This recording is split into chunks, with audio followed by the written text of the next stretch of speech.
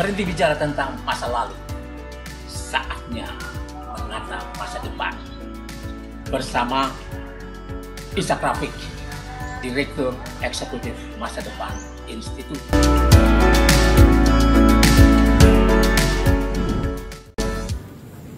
Assalamualaikum warahmatullahi wabarakatuh. Saudara-saudara sekalian, Anda bersama Ishak Rafiq, Direktur Eksekutif Masa Depan Institut.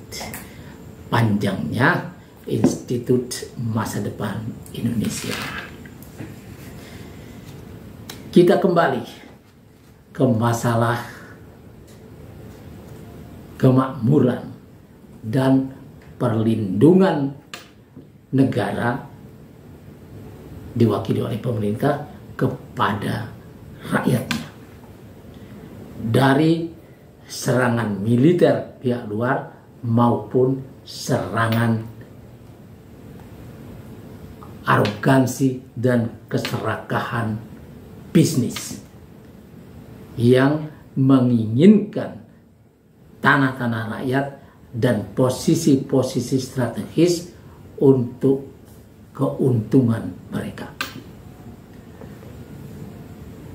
Ada tugas negara di situ yang mesti diwakili oleh pemerintah.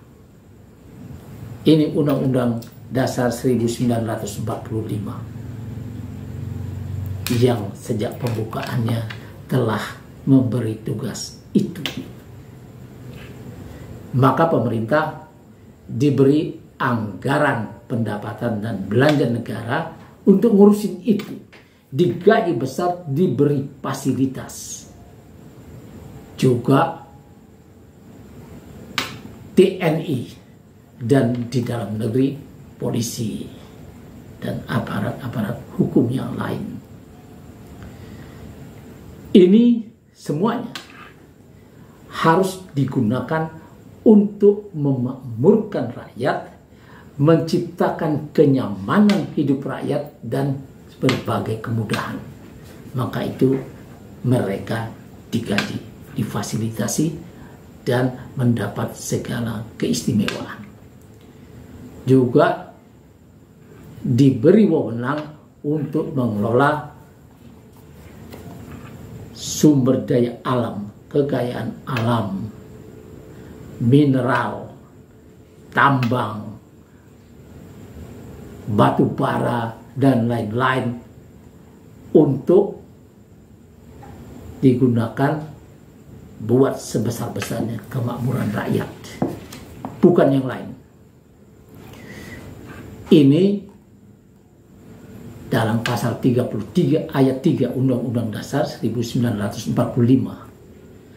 Konsep ini diambil oleh para pendiri republik yang menciptakan Undang-Undang Dasar 1945 itu dari konsep zakat. Al-Quran menetapkan, ya Islam menetapkan zakat untuk orang pribadi hasil kerjaannya dan sebagainya itu 2,5%. Tapi untuk tambang, untuk negara, untuk itu perusahaan berbeda lagi. Zakat tambang ditetapkan sebesar 20%. Jadi pemerintah cuma berhak membaginya kepada investor atau kepada siapapun yang 80% itu. Tapi yang 20% adalah milik rakyat Indonesia yang sekarang ada dan yang bakal lahir. Yang 80% boleh dibagi dengan investor karena investor mengeluarkan modal, teknologi dan lain sebagainya.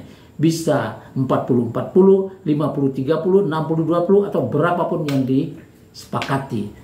Tapi yang 20% itu tidak boleh diambil oleh siapapun. Dan pemerintah harus menjaga bagian dari rakyat ini. Dari situlah mestinya dijamin pendidikan, kesehatan, bahkan listrik dan air bersih untuk rakyat. Inilah konsep Islam yang dimasukkan ke dalam Undang-Undang Dasar 1945 oleh para pendiri republik. Tapi kemudian rakyat ini dididik secara liberal sehingga mereka tidak mengenal ajaran itu. Ketika dididik secara liberal, maka mereka, orang-orang liberal ini cuma punya perhitungan satu, dengan pengorbanan yang sekecil-kecilnya untuk mendapatkan keuntungan yang sebesar-besarnya. Kalau bisa menggunakan aparat tanpa harus membeli tanah-tanah orang, itu mereka akan lakukan karena itu menguntungkan, pengorbanannya sedikit. Nah ini, baik dari kanan maupun dari kiri, dari sosialis maupun dari liberalis, itu sama-sama menganggap bumi ini tidak ada pemiliknya. Siapapun yang bisa menguasainya, baik dengan senjata maupun dengan cara apapun secara politik, maka dia bisa menguasai sebanyak-banyaknya. The winner takes it all. Jadi pemenangnya bisa ambil semua. Ini dalam Islam tidak boleh. Islam menganggap bahwa bumi ini diciptakan oleh Allah untuk semua, baik yang sekarang ada maupun yang bakal lahir. Maka generasi sekarang tidak boleh mengambil semua hak generasi yang akan datang. Undang-Undang Dasar 45 harus balik dalam konsep ini baru bisa makmur. Tapi memakai konsep barat atau timur, komunis maupun liberalis, maka akan menyengsarakan rakyat negeri ini karena bisa diusir kapan saja seperti di Rempang, Gorontalo, Kalimantan, tempat-tempat di mana tambang-tambang yang menguntungkan rakyatnya bisa diusir kapan saja untuk kepentingan investor. Perlindungan ini tidak boleh hilang dari negara. Dan sekarang Rempang sudah minta korban, baik penangkapan maupun bisa saja jiwa. Tapi kalau ini terjadi, maka tsunami sosial tidak bisa dihindari. Dan para pengusaha yang terlibat dalam tambang-tambang itu, dalam listrik-listrik swasta itu, dalam semua yang sedang merampas tanah-tanah rakyat dengan kekuatan aparat negara, itu akan menjadi tidak aman.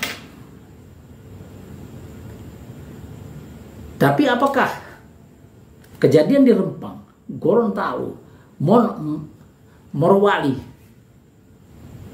Kalimantan, Sulawesi, Papua, Flores, dan lain sebagainya ini bisa membuat rakyat melakukan perlawanan? Ini belum tentu, karena rakyat ini tidak punya sistem komunikasi yang baik, sehingga di antara para korban ini mereka terpisah sendiri-sendiri. Yang kedua, seperti saya katakan pada liputan yang lalu, bahwa keinginan merubah keadaan secara total maupun secara parsial itu, baik reformasi, people power, atau revolusi, itu memerlukan effort, memerlukan perencanaan yang matang. Dan ini belum ada. Mungkin saja nanti 1, 2, 3 bulan lagi akan ada kongres rakyat yang mengumpulkan semua itu, yang akan menjadi saingan dari apa yang sedang berlangsung, pesta demokrasi yang membuat sebagian besar kaum terdidik bangsa ini tidak ikut dalam membela kepentingan rakyat yang tanah-tanahnya diserobot, baik di Wadas, di Kendeng, Jawa Tengah, maupun di Morowali dan lain sebagainya, dan Rempang yang terang-terangan memberi batas waktu tanggal 28 September harus angkat kaki rakyat etnis Melayu, etnis anak laut, anak darat dan lain sebagainya itu harus pergi dari situ. Sedangkan penggantinya belum lagi disiapkan. Silakan pergi kemana saja. Mirip seperti yang dilakukan Ahok dulu di Jakarta. 8.215 kakak kehilangan rumah tanpa ganti rugi. Ini adalah pemiskinan. Dan itu tidak boleh dilakukan oleh pemerintah. Tugas pemerintah adalah pertama memberi kemakmuran kepada rakyatnya dengan manajemen yang bagus. Negeri seluas ini harus membuat rakyatnya bisa mengambil haknya atas bumi. Kalau di daerahnya itu ada tambang, maka tambang itu harus membuat mereka ikut makmur. Kalau daerah itu subur atau pinggir pantai yang bagus, harus bisa dibuat penduduk situ mendapat keuntungan dari lokasinya itu dari sisi ekonomi. Negeri seluas ini harus bisa memberi rumah kepada rakyatnya. Bagaimana kalau rakyatnya tidak punya uang? Negara punya anggaran untuk membuatkan mereka. Nah, apa yang terjadi di Rempang dan di tempat-tempat lain adalah sebuah proses pemiskinan struktural karena keinginan mengundang investor dan memberi kenyamanan kepada investor sehingga hak-hak rakyat dikangkangi, diabaikan. Ini tidak boleh terjadi di negara merdeka Republik Indonesia yang diperjuangkan dengan darah para syuhada, para ulama, para raja-raja Nusantara, kaum terdidik Nusantara yang menolak menjadi bangsa kuli dan kulinya bangsa-bangsa. Orang-orang ini, turunannya ini harus mendapatkan perlakuan yang baik. Kalau tanah-tanah mereka, tanah ulayat dan lain sebagainya tidak ada sertifikatnya, adalah tugas negara memberi mereka sertifikat. Dan itu harus diberikan secara cuma-cuma karena dia rakyat Indonesia.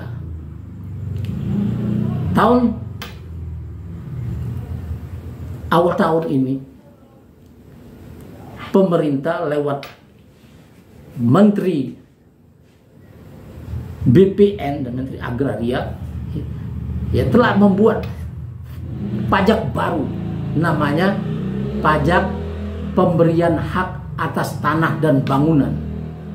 Bagaimana rakyat harus membayar pajak atas haknya sendiri?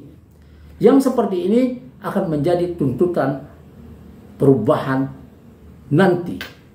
Kalau terjadi perubahan non-konstitusional, undang-undang macam gini, omnibus law, cipta kerja, yang membuat kita, rakyat kita tidak bisa bekerja dengan nyaman, setiap saat bisa dipecat, dikontrak terus menjadi kuli kontrak seumur hidup. Hak-haknya tidak lagi dibicarakan dalam undang-undang itu.